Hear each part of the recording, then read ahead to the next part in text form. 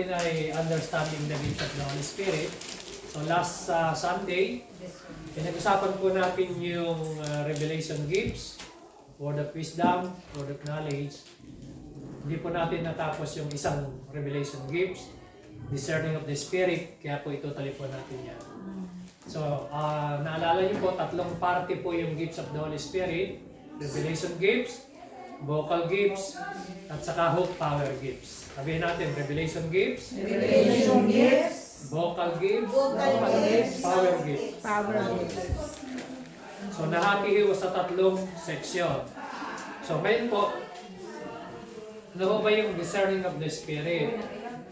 Sabi dyan, the ability to supernaturally see, perceive, know, sense, either into the spirit of people or into the spirit realm. Meron kang kakayahan na makita mo, maunawaan natin, malaman natin, masense natin kung ang espiritong nag-ooperate sa isang tao sa Diyos o espiritu lang niya o espiritu ng kaaway. So discern, nalalaman mo, discerning of the Spirit. Ang biblical example po natin sa Old Testament, si Elijah, makikita po natin na si Elisha, servant eyes open to see. 2 Kings, babasahin ko po sandali, nag-pray siya na nabuksan ng Panginoon yung kanyang spiritual eyes. 2 Kings chapter 6, verse 15 to 17. And when the servant of the man of God arose early and went out, there was an army surrounding the city with horses and chariot. So sila Elisha, kasama niya yung servant niya, si Gehazi, napapaligitan sila ng mga kalaban nila. Ngayon, sabi ni Gehazi, yung servant niya kay Elisha, napapaligitan tayo ng mga kalaban natin, yung city. Tapos sabi ni Elisha, nag-pray siya, mas makapangyarihan yung nasa atin kaysa sa kanila. Kaya lang, hindi nakikita ni Elisha kasi hindi bukas yung spiritual eyes. Kaya nag-pray siya, sabi niya, and his servant said to him, Alas, my master, what shall we do? So he answered, Do not fear, for those who are with us are more than those who are with them. And Elisha prayed and said, Lord, I pray open his eyes that he may see. Then the Lord opened the eyes of young man, and he saw, and behold, the mountain was full of horses and chariot of fire around Elisha. So nag-pray siya nung mabuksan yung servant eyes. Nung nabuksan, nakita nila yung bundok punong-puno ng chariot of fire. So yun ho, ang tawag doon, discerning na nabuksan yung spiritual eyes nila. Okay? Pangalawang example, si Jesus Christ,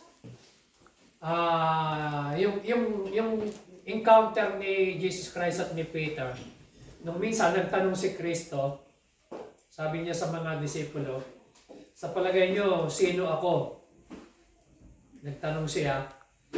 Ngayon, sumagot ang mga disipulo, sabi nila, kayo daw po ang propeta, kayo daw po ang si John the Baptist, kayo daw po si Elijah, kayo si Jeremiah. Pero sabi ni Kristo sa mga disipulo, But what about you? He asked, sabi niya kay Pedro. Who do you say I am? Sabi ni Pedro, verse 16.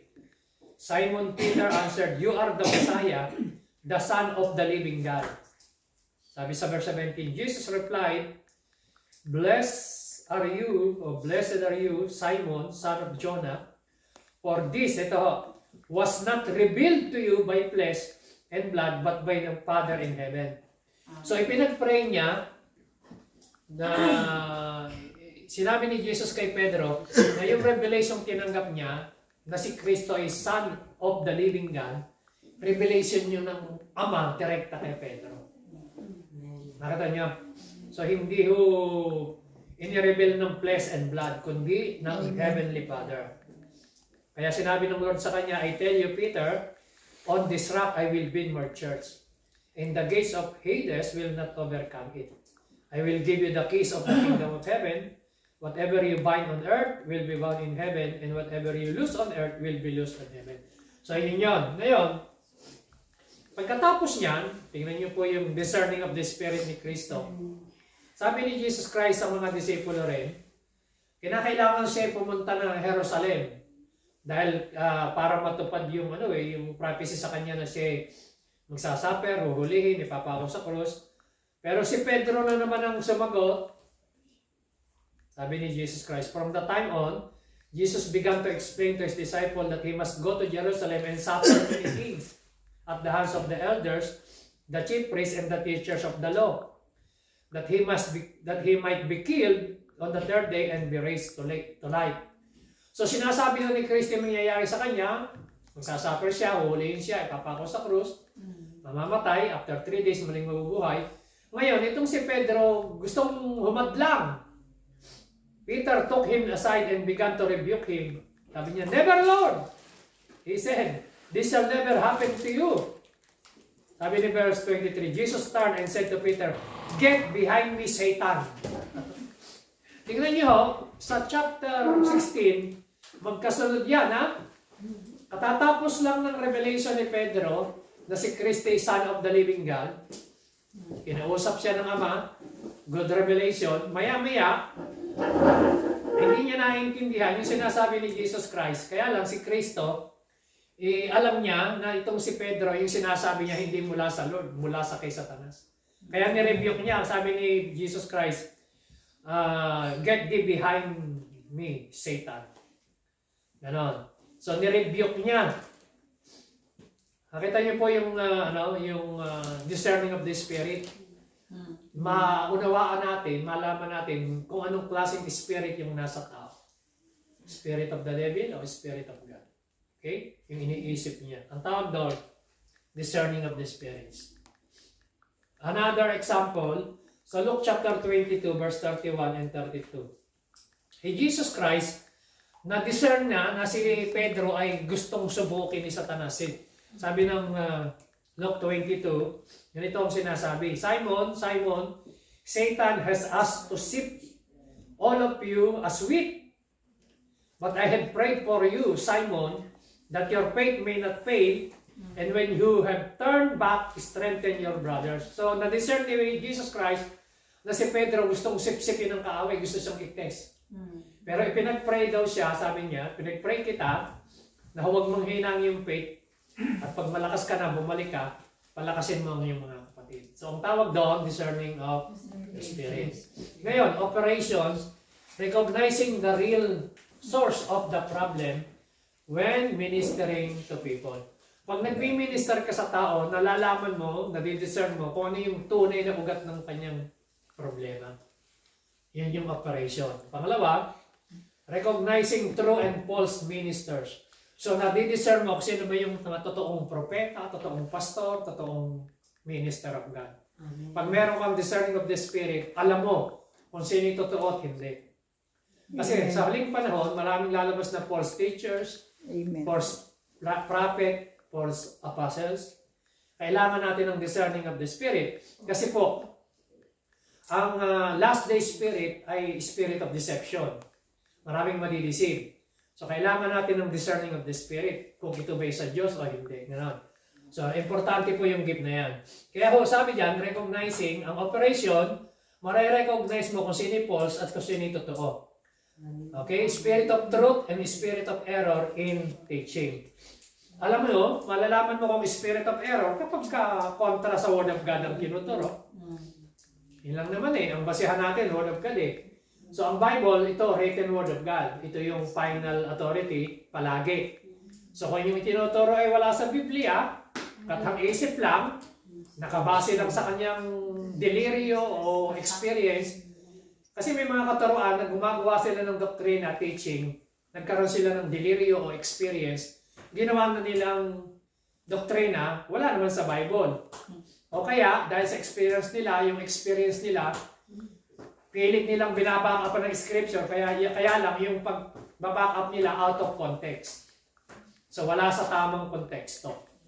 Kaya yan ang nagkakaroon ng mga ng mga kulto na tinatawag. Doon lumalabas. Halimbawa, example lang, si Kibuloy, sinasabi niya, anong paliwanag niya? Siya daw ang only son of God. Diyos na nga ang niya sa kanyang sarili. Paano mo ko nakita sa inyo, pero din makikita mo sa langit. Ibig sabihin, pag pinag-aralan mo ang Bible, lahat tayo sons of God, hindi lang siya. Lahat ng tumanggap sa Panginoon ay children of God, and sons of God. Kaya lang, ang claim niya, siya lang. Siya lang. Siya. Tapos, pag hindi ka member ng church nila, hindi ka ligtas. Yun ang ibig kong sabihin. Madi-discern mo kung yung teaching biblical o hindi, lalo na kung alam mo yung Word of God. Amen. Pero pag hindi mo alam yung Bible, pwede din tayong madisip talaga. Okay? Kaya kailangan ng discerning of the Spirit. Okay? Ngayon, pangatlo, recognizing what God is doing in the spiritual realm and positioning yourself accordingly. Kasi nare-recognize mo yung ginagawa. Ang nakikita natin, merong tinatawag na spiritual realm in the heavenly realm. Sabi ng Ephesians, we wrestle not against flesh and blood, but against the spiritual powers in the heavenly realms. So meron talagang labanan. Ang labanan, sa heavenly. Itong nakikita natin, hindi yan yung first heaven. Yung second heaven, diyan may spiritual. Yung third heaven, kung nandun ng trono ng Panginoon. Okay? Pag lumabas ka, tumingin ka dyan, hindi yan yun. Persian. Yung second, dyan yung may nagpo-control sa tao, kaya ang tao kuminsan ayaw pumunta sa church, may spirit of, ang tawag doon, territorial spirit. Bawat lugar, halimbawa, di ba, sabi nila, sa'yo ang tondo, sa akin ang Cavite. Ang ibig sabihin, sa tondo kasi, may mga naghahari doon ng mga samahan. Merong mga spirit of territorial spirit ang tawag doon. Sa Cavite, iba rin. So, ang tawag doon, territorial spirit. Ngayon, iyan ay nadi-discern mo. Halimbawa, pumunta ka ng San Pedro, ang isa sa very evident ng territorial spirit yan, spirit of chismis. Sa gawin niya. So, pag pumunta ka ng Las Vegas, siyempre, spirito ng gambling, yung tawag doon? Casino. So, gala. Very evident naman, kitang-kita mo. So, malalaman mo yung spirit sa realm, tingnan mo yung manifestation sa tao. Yun yung spiritual realm na nangyayari doon, spiritual darkness. Kaya tingnan mo, may mga misyonary nagpapatotoo, sila Ralph Mahoney, tatawid lang halimbawa ng border. Magpapamigay sila ng tracts, babasahin patungkol sa Lord, tinatanggap. Paglipat ng kabilang border, tatanggapin ng tracts, itinatapon. Border lang yun, ang pagitan. Mga testimony ng missionary. Ibig sabihin, dito sa kabila dito, meron ng open heaven,